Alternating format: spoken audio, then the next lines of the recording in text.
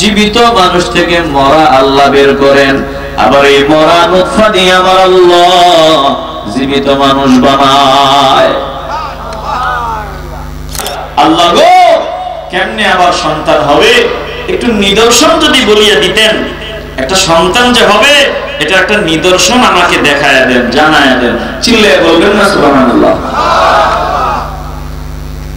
এ মুসলমান ইমানদার, একটা জবান বন্ধ রাখবেন না, দিল থেকে ইমানের আওয়াজ নিয়ে বলবেন, কেউ যেটা পারে না, কারো কাছে যেটা সম্ভব না, একজনের কাছে সেটা সম্ভব। কলিজা থেকে আওয়াজ নিয়ে বলেন, তিনি কে? জোরে বলতে হবে, তিনি কে? জাকারিয়া আলাইহিস সালাম বললেন, মালিক নিদর্শন আমার একটু বলিয়া দেন। আল্লাহ তাআলা ডাক দিয়া বললেন, শোনো, তুমি যে বললা কেমনে হবে শুনিয়া লও। ক্বালা কাযালিক, এমনি হবে, সাধারণ নিয়মে হবে। ক্বালা রাব্বুকা হুয়া আলাইয়া হাইয়িন, বলে তোমার রবের কাছে এটা সোজা ব্যাপার, একেবারে সহজ ব্যাপার, এটা কোনো কঠিন ব্যাপার না। আর এর থেকে কঠিনটা তোমার রব করেছেন।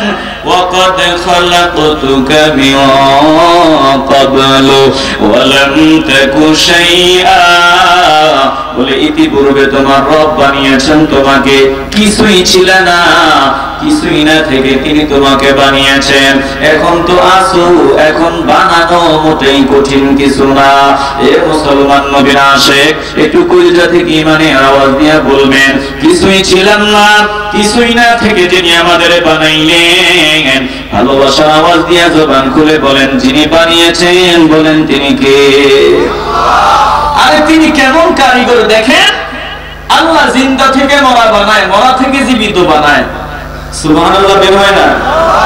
এই যে আমরা মানুষ, আমগরে মরা থেকে বানাইছেন কে? আবার জীবিত থেকে মানুষ বানান আল্লাহ। একজন মানুষ, একজন পুরুষের পৃষ্ঠদেশ থেকে মানুষ বানাবার যে মেডিসিনটা বাহির হয়, ওই যে শুক্রবিন্দু বলে বীর্যটা যে বাহির হয়, নতফা, এটা যখন বের হয় বলে এটা জীবিত থাকে না, এটা মরা। পুরুষের পৃষ্ঠদেশ থেকে যে বীর্যটা বের হয় এটা মরা। জীবিত মানুষ থেকে মরা আল্লাহ বের করেন, আবার এই মরা নুতফা দিয়ে আমার আল্লাহ জীবিত মানুষ বানায়।